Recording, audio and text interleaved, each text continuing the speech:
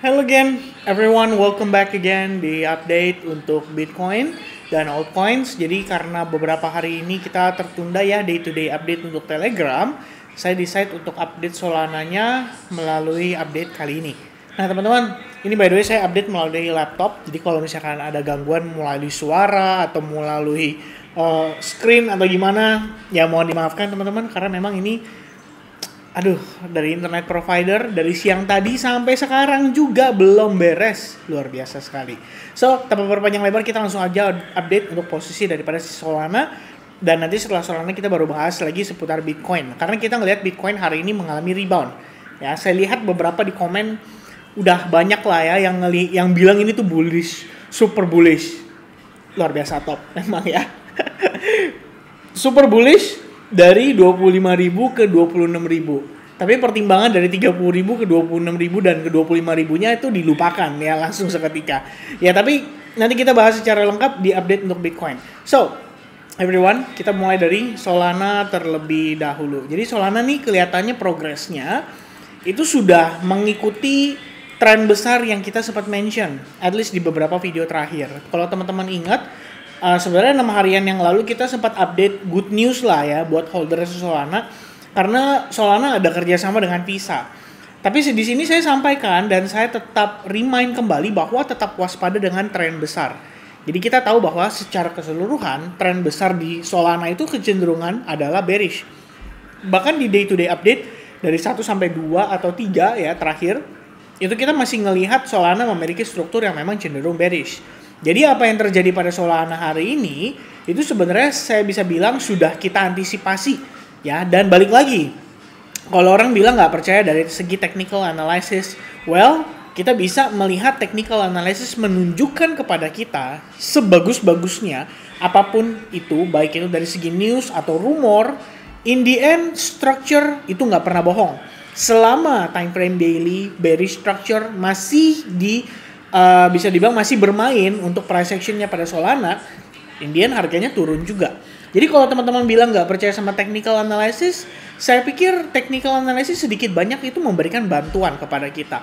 Ya terlepas itu jadi yang utama atau tidak, ya itu kembali ke personal masing-masing gitu loh. Karena saya pribadi transaksi di futures market itu wajib banget ngerti yang namanya price action. Karena kita jadi tahu kapan sebaiknya kita masuk, kapan sebaiknya kita keluar. Terlepas dari price action-nya di tengah-tengah suka ada news dan rumor, ya itu adalah kondisi yang tidak bisa kita antisipasi setiap saat. Ya, yang namanya orang nge-tweet, yang namanya Vitalik Buterin dihack, siapa yang tahu, ya kan? Baru terjadi atau istilahnya kita baru tahu setelah itu terjadi. Itu pun nggak langsung 5 menit. Orang tahu bahwa Vitalik Buterin itu dihack, tapi bisa beberapa jam kemudian. Tapi kita tahu dari segi price action, ya situasinya menggambarkan entah itu Ethereum, entah itu Solana, entah itu Bitcoin, semuanya menggambarkan situasi yang kecenderungan bearish. Jadi setidaknya dari price action teman-teman udah punya bayangan bahwa sell short itu akan lebih menguntungkan atau akan lebih mudah untuk membuat kita jadi lebih untung dibandingkan kita long atau buy terhadap market. Ya itu adalah consideration yang teman-teman harus pertimbangkan untuk saat ini. Kalau kita lihat time frame daily untuk Solana hari ini kelihatannya walaupun kita mengalami penguatan signifikan, harga itu langsung balik ya dan balik mendekati open harga hari ini. Jadi kelihatan seperti pin bar atau wick candle memanjang ke atas mendekati level key support resistance-nya di range 0,71% more or less. Oke. Nah, untuk time frame daily apa yang terlihat ini ya tentu saja memberikan kita indikasi bahwa sellers itu masih mendominasi pergerakan si Solana secara keseluruhan atau secara majority. Oke. Lalu kalau kita lihat time frame hourly-nya pada prosesnya, itu sebenarnya teman-teman ini adalah lanjutan dari analisis terakhir di day to day. Kita ngelihat fair value gap itu kejemput, menghadirkan order sellers yang lebih signifikan, harga turun cukup signifikan, lalu mengalami retrace, ketahan tepat di kisaran VWAP atau salah satu tools yang kita gunakan. Dan pada time frame 4 jam, teman-teman bisa lihat, itu hanyalah sekedar buntut candle saja. Ya, semenjak rejection dari sana, kita nggak ngelihat Solana itu kembali bergerak di atas $20 dan meneruskan pelemahan hingga drop di bawah area key support resistance-nya. Jadi kalau misalnya kita lihat prosesnya saat ini semua saya hapus aja biar teman-teman enak melihatnya, ya. Apa yang terjadi adalah kita bisa lihat secara technical analysis atau price action, lower high and then we have lower low. Ya, di sini pun sama, internalnya kita punya lower high, ya, lower low, ada lower high lagi dan ada lower low. Ya, tapi secara keseluruhan overall kita ngelihat ini segi price action mengatakan bahwa Solana itu lebih kepada bearish ketimbang bullish. Ya, kalau misalkan besok tiba-tiba dia rebound, itu wajar terjadi mengingat Solana itu sudah berada di harga diskon, time frame besar. Ya, kita udah berada di bawah level Fibonacci 61,8% dan 0,71%. Jadi memang idealnya kalau di level ini menghadirkan buyers untuk kembali masuk ke market, ya, soon or later itu bisa sangat possible untuk terjadi. Tapi sebelum itu terjadi, kita tetap considerate bahwa apapun yang menjadi penguatan pada Solana saat ini itu berpotensi hanya untuk mencari lower high-nya saja. Oke. Nah, teman-teman, itu kalian bisa juga menambahkan sebuah trendline dari top ke topnya seperti ini. Dan kalau misalkan kalian mau gunakan tools juga berupa Fibonacci retracement dari swing terakhir, mungkin seperti ini, atau kita cari yang paling krusial, ya, di mana area yang paling dekatnya, yaitu lebih kurang di kisaran previous high ketemu dengan previous low di sini. Ya, jatuhnya support resistance sebelumnya itu confluence dengan Fibonacci 61,8%. Jadi kalau misalkan harganya si Solana itu naik, kemudian mendekati level tersebut, dan kita lihat ada rejection kembali, teman-teman udah tahu, ya, itu berarti pemanfaatannya untuk apa. Dan next stopnya kita, secara time frame daily, itu masih bisa sampai ekspansi range-nya, ya, itu masih bisa sampai up to 5%-an lagi ke bawah. Ya, itu yang kita bisa antisipasi sama-sama, teman-teman, untuk pandangan seputar Solana. At least pada pergerakan saat ini Solana itu respect banget dengan key support resistance, atau misalkan kita bisa asumsikan juga di sini ada area supply yang menahan laju penguatan pada Solana, karena kalau kita lihat di time frame 1 jamnya itu terjadi breakdown, ya. Jadi dia create new low level dan retrace kembali ke area supply, tapi respect banget close candle tetap di bawah supply, dan kita ngelihat ada weak candle seperti fake out atau liquidity sweep ke atas untuk menjemput lebih banyak order buy dari retail. Sehingga untuk bigger players yang mau jualan, itu mereka bisa jual ke retail yang beli setelah harganya breakout dari sana. Oke? Lalu pada time frame kecilnya seperti di 1 jam ataupun 30 menit, teman-teman bisa lihat di sini bahwa kita sudah mengalami breakdown. So technically, even untuk time frame seperti 30 menit atau 15 menit, kita sudah melihat bahwa Solana itu sudah kembali flip biasnya menjadi bearish. Ya, yang kita lihat di sini adalah dia create higher high, kita punya higher low, another higher high, and another higher low, slightly higher high, and then price-nya itu retrace, holding, ya, di bawah sini membentuk yang namanya lower high, dan pada akhirnya dia create new low level. Jadi di sini sudah ada proses reversal, dan kalau teman-teman aware, ini terbentuk yang namanya head and shoulders pattern. Jadi kalau teman-teman nanti ngelihat Solananya rebound tapi dia korektif dan somehow ketahan di kisaran area middle section ini, atau kita bisa bilang salah satu area support resistance, ya teman-teman udah bisa antisipasi lah, ya, bahwa Solana secara keseluruhan itu probabilitasnya memang lebih condong untuk melanjutkan penurunannya kembali. Oke, jadi itu pandangan saya seputar Solana. For now, kalian punya key support level di kisaran area $17,322, dan kalau level itu di breakdown, berarti kita tahu ekspansi range itu bisa sampai $16,50, which is ada di bawah lagi. Oke, nah itu sementara untuk update saya seputar Solana. Nah, untuk Bitcoin nih teman-teman, tadi saya ngelihat ya banyak banget yang langsung kasih komen bahwa Bitcoin sudah back to bullish. Sebetulnya sih teman-teman sekalian, seperti yang saya sampaikan di previous video, Bitcoin kalau closing nggak di bawah di main zone, kita belum memasuki ekspansi range, ya. Jadi somehow kalau Bitcoin ketahan di area di main zone ini dan kita dapat reaction, itu wajar banget. Kenapa? Karena $25.000 itu adalah key level Bitcoin untuk beberapa waktu terakhir. Dan kita juga bisa tahu lagi teman-teman sekalian bahwa sepanjang pergerakan di sekitaran bulan Agustus memasuki ini Agustus tahun lalu by the way, ya, 2022, kita ngelihat ada rejection dari $25.000. Kemudian ada rejection lagi itu per Februari 2023. Nah, sekarang kita sudah ngerasain satu kali retest pada kisaran bulan Juni pertengahan 2023, dan saat ini adalah retestnya yang kedua, ya. Pertanyaannya adalah, apakah ini akan menjadi situasi yang sangat amat bullish untuk Bitcoin? To be honest, itu semua bergantung dari besok juga. Kita ada CPI yang akan dirilis pada sekitar jam setengah 8 malam.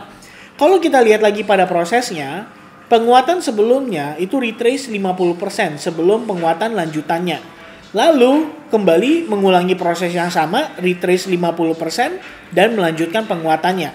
Hal yang sama terjadi pada pergerakan yang ketiga di sini, mengalami retracement 50% dari penguatan sebelumnya. Baru kemudian dia menguat lagi. Tapi kalau teman-teman aware, penguatan kali ini dibanding yang sebelum-sebelumnya, itu perbedaannya cukup signifikan. Momentum penguatan pada buyersnya kali ini sedikit lebih lemah dibandingkan dengan sebelumnya.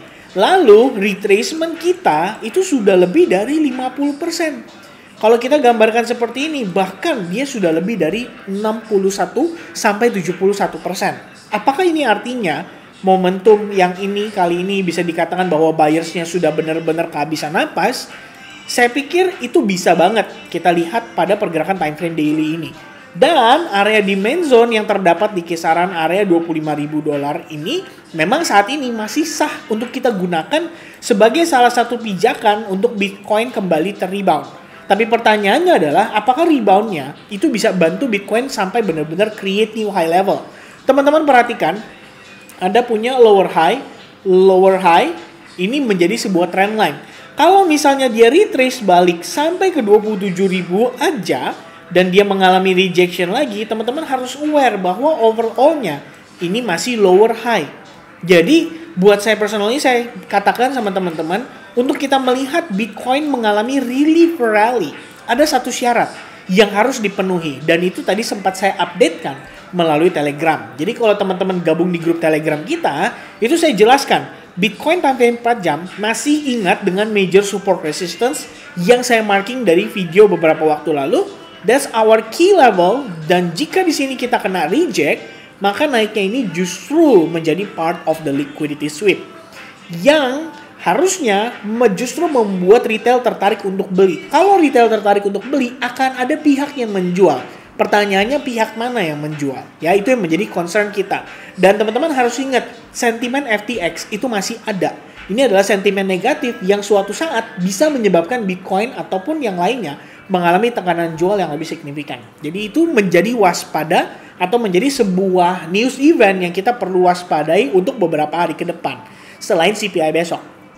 Kalau CPI besok by the way angkanya turun, mungkin itu menjadi titik balik reversal daripada Bitcoin untuk ke harga yang lebih tinggi. Itu bisa jadi consideration. Alright?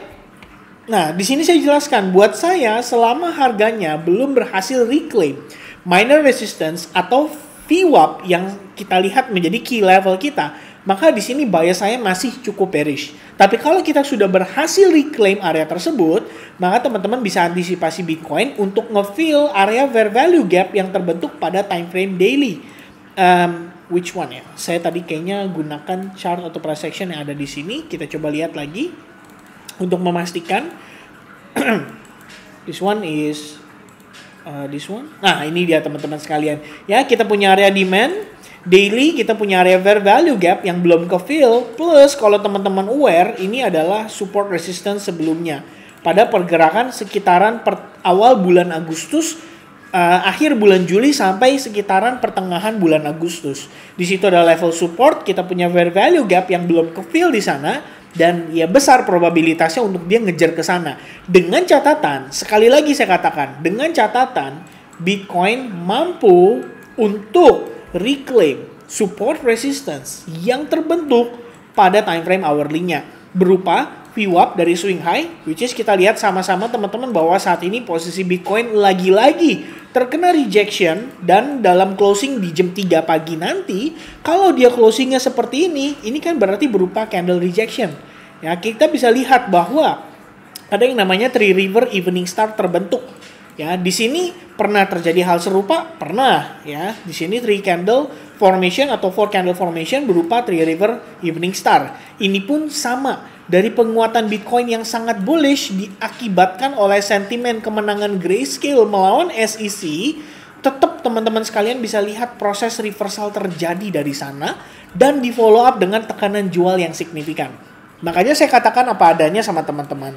Kalau misalkan kalian melihat bahwa ini memang ready for bullish, ya saya sih ngelihatnya ini adalah salah satu probabilitas. Ya, terlepas dari apakah ini dimainkan bandar, apakah ini dimainkan oleh exchange, market maker, satu yang saya tahu memang bigger players itu nggak bisa yang namanya jual barang kalau nggak ada pembelinya.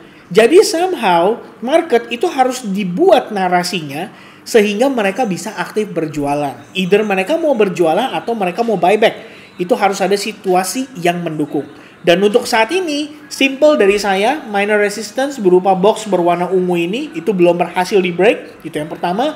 Yang kedua, VWAP belum menunjukkan adanya kondisi di mana Bitcoin sudah mampu breakout dari sana. Sehingga kalau kita lihat dari situasi ini, buat saya simple. Secara bias, saya melihat ini masih berpotensi untuk melanjutkan penurunannya. Oke, kalau misalnya dia berhasil breakout, oke, itu mungkin lain cerita. Berarti kita tahu bahwa proses yang terjadi di sini adalah first reversalnya dia, kemudian retracement di sini mungkin saja sifatnya korektif dan bisa menjadi yang namanya potensi inverted head and shoulders. Baru kemudian kita lihat reversalnya. Ya, kalau reversal sudah berhasil, dia sudah reclaim area support resistance, dia akan retest terhadap fair value gap dan previous swing high, baru kita berbicara area fair value gap yang terdapat pada time frame lebih besar di 4 jam. Maksud saya di time frame daily atau support resistance yang terbentuk pada kisaran pertengahan bulan Agustus. Ya, nah itu ekspansi range-nya dan kuncinya untuk kita melihat situasi tersebut jadi valid. Kalau misalkan kondisi tersebut belum terjadi, ya buat saya sih simple teman-teman, maka kita tetap harus antisipasi kemungkinan harga masih bisa turun. Oke, satu poin lagi dari saya teman-teman, 25.000 adalah area ideal kalau teman-teman berencana untuk belanja kembali spot account kalian. Jadi kalau kalian pengen punya pegang Bitcoin untuk long term sampai melewati masa halving, 25.000 menurut saya udah discount price. Ya, kita mungkin bisa expect harga lebih rendah, tapi minimal 25.000 kita selipin duit jajan lah untuk kita melakukan akumulasi kembali atau kita melakukan yang namanya dollar cost averaging lagi. Oke? Jadi itu sedikitnya pandangan saya seputar Bitcoin. Kalau misalnya harga turun lagi, teman-teman, saya nggak akan bilang bahwa tuh kan saya bilang juga apa ya. Karena memang ya apa adanya kita ngelihat dari price action, technical analysis menunjukkan kondisi tersebut. Sometimes kita bisa salah. Sometimes market bisa fake out, bisa liquidity sweep, dan lain sebagainya. Itu terjadi karena merupakan bagian dari bagaimana market maker membangun narasi untuk mereka bisa belanja dan bertransaksi. Jadi mudah-mudahan teman-teman sekalian pahami di sini bahwa technical analysis itu hanya sebagian kecil dari analisa yang kita lakukan. Overall-nya, bigger players itu tetap menggunakan fundamental sebagai acuan mereka untuk melakukan transaksi di market. Jadi kalau misalkan tidak ada fundamental yang jelas, mereka juga bingung apakah mereka saatnya beli atau saatnya jual. Kenapa demikian? Karena mereka butuh likuiditas. Dan kita sebagai retail itu bisa menjadi likuiditas bagi mereka. Oke? So, lihat Bitcoin naik sedikit, please teman-teman, compare dengan penurunannya. Ya, ini turun dari atas sudah berapa banyak. Ini turun dari sini juga sudah berapa banyak. Walaupun yang kali ini turunnya cuma tipis, which is menurut saya ada probabilitas untuk kita melihat dia reversal, tapi tetap buat saya kita jangan terlalu terburu-buru euforia dan berpikir bahwa oke, ini saatnya untuk reversal, ini saatnya kita untuk belanja all in dan melihat Bitcoin naik lagi to the all time high. Sometimes itu adalah mindset yang menurut saya terlalu membuat kita mudah FOMO dan mudah stuck di dalam market. Jadi itu setidaknya yang mungkin kita boleh belajar untuk hindari. Kalaupun teman-teman berencana untuk buyback, at least teman-teman bisa menunggu sampai ada diskon. Ya, kita tahu di sini ada yang namanya Fibonacci retracement, kita bisa expect adanya retracement dulu atau koreksi dulu. Dan kalau kita lihat time frame 4 jamnya, di sini seandainya prosesnya sudah termasuk break new high level. Jadi technically dia kayak create new high level tapi cuman buntut aja ya teman-teman sekalian. Maka kita bisa antisipasi retracement itu bisa terjadi untuk nge-fill fair value gap yang terbentuk dari pergerakan yang signifikan di sekitaran jam 7 sampai jam 11 tadi pagi. Oke, so itu dia pandangan saya dari seputar Bitcoin. mudah-mudahan kita bisa lihat Bitcoin benar-benar mengalami reversalnya. At least kita bisa dapat situasi untuk melihat Bitcoin mengalami relief rally. Itu mungkin melegakan juga buat teman-teman yang mungkin ada kesangkut entah di mana, tapi mudah-mudahan bisa kejemput dari kondisi tersebut. So I think that's it from me. Thank you banget teman-teman yang udah nonton video ini sampai finish. Sorry banget kepala saya cuma separuh doang ya, ini karena saya pakai kamera dari laptop. Dan kalau misalkan suaranya itu ke mix atau gimana, saya mohon maaf teman-teman, karena memang saya update-nya juga melalui laptop lah, istilahnya ala kadarnya. So, thank you very much guys for watching, and I'll see you guys again in the next update. God bless buat teman-teman semua. Cheers and bye-bye guys.